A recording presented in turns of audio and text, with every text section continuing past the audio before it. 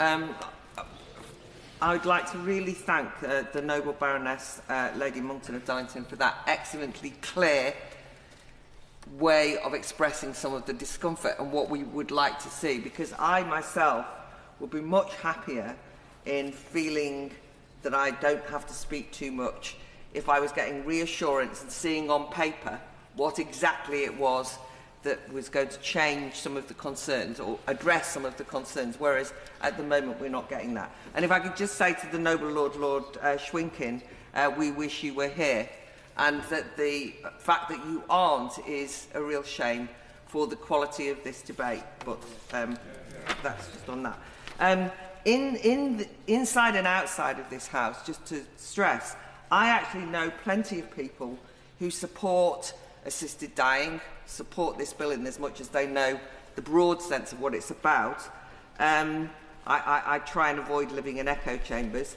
And whenever we discuss why they support the bill and potentially have a bit of an argument, they invariably say, in a very humane and compassionate way, that they support a bill like this because they think it will help people who are suffering. And anyone who goes and says, I'm suffering, should be allowed to have access to assisted dying.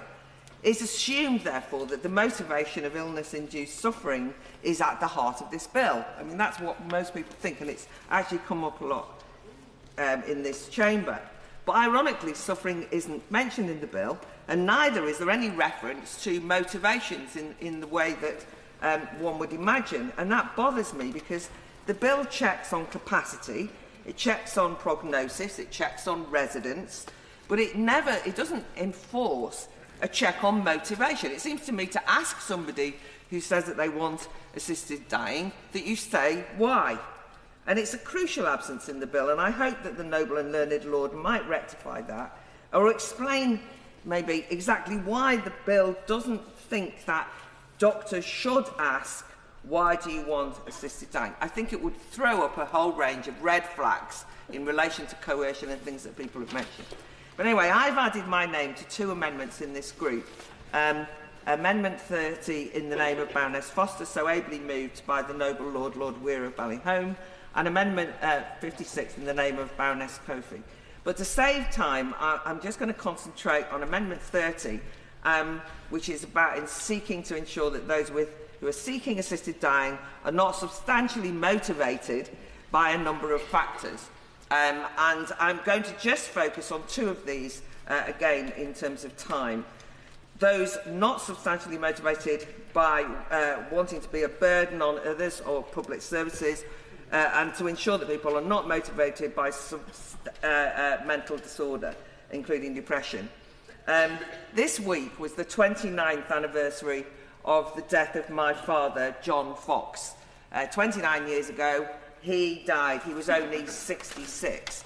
He was diagnosed with cancer. He was given 3 months to live. He actually made it for 4.5. But when he was told, obviously, the whole family, we were all devastated, as you would be. But the one thing that really shocked me and stays with me, it really shocked me to the core, was when I had that kind of very emotional initial father-oldest-daughter conversation, was that my father kept apologising. Now, believe me, that was not usual. Our relationship, when he didn't say, sorry Claire, lots and lots of times. So he was so distraught. And what it was he was convinced that he'd be a burden on us. He was convinced that his daughters, that my mother, that looking after him, that we'd all have to miss work and all the rest of it. And he kept saying, I'm really, really sorry. All that distress, and, you know, he was worried how we'd cope. And actually, he didn't want to distress others, which was the point that the noble lady Baroness Lawler was making with her amendment to this amendment.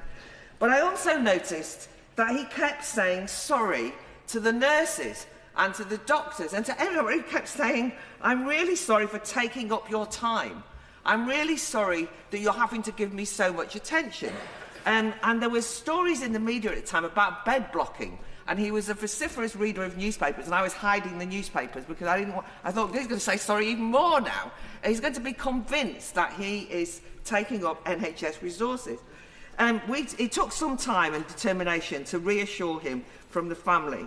But I kept thinking afterwards, if he'd been on his own, or if he'd been in a care home or whatever, how sad that would have been. And to be honest, if a GP had suggested assisted death was a medical option in today's circumstances, then I think that my father would have said yes, but not because he wanted it, but because he felt a burden for the family. And it wouldn't be the GP's fault. It's an internal feeling of being a burden. And that is not the same as choice, by the way. I was struck by a letter from the Lord Sumption in the Times, which I think is worth reflecting on. He says, the current bill contains a number of provisions designed to ensure that patients are not pressured by another person into taking their own lives. This was in relation to something else. But anyway, so the real problem, however, is not the pressure applied by other persons. It is the assumption which many old and ill people spontaneously make about the society around them. They are afraid of being an emotional or financial burden. And I do think that's very important. So, oh, by the way, I'd better say that in the 4.5 months that my father lived, we had some of the most meaningful time of our lives with him. It was through a veil of tears, but there was love, joy, reconciliations, conversations that would never have happened, and so on and so forth. So I wanted to just say that. It was a time that was important to him and us as a family in a way that I can't really describe. Another motivation I feel strongly we need to explore are those with a mental disorder. As many noble lords have noted, a number of mental health conditions have suicidality as a feature of their disorder. And again, sorry to do the kind of personal stuff, but the first time I encountered that was as a young mental health community worker.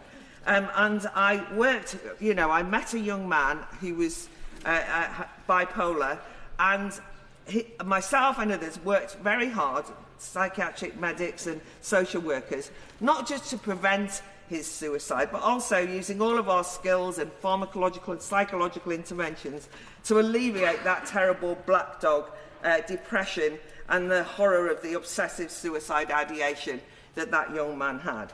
I have to ask then, could this bill allow that such a suicidal person's depression-induced desire for death and all of those who had worked with him suddenly be expected to welcome this young man if he made the choice of an assisted death, of an assisted suicide, and then would be expected to not just welcome it, but say, oh look, perfect exemplar of autonomy and choice. I therefore was a little bit taken aback that the noble and learned Lord, in his summation of the last group on eligibility, said that in relation to those with the mental disorder, that it's their choice, and if they want it and they have capacity, then that's all right. But can I just point out that anybody who wants to commit suicide, it's their choice and they want it. And some of us spend a lot of time saying, please don't, not going yippee, right? And so I just can't see what I would do in relation to that young man if he said, I've got a terrible story, I've got terminal illness on it, in addition to my bipolar depression, and I want to have your support and help in assisted dying, that I would say, it's all perfectly fine, get on, I'm delighted for you. This shows that you are a free, autonomous individual. I'd say, please don't, because the 4.5 months that we had with my father would be the kind of quality time I would want to ensure that young man had living every day of his life, even if he was terminally ill and dying, and to try and make sure that he wasn't depressed or suicidal during the time he lived.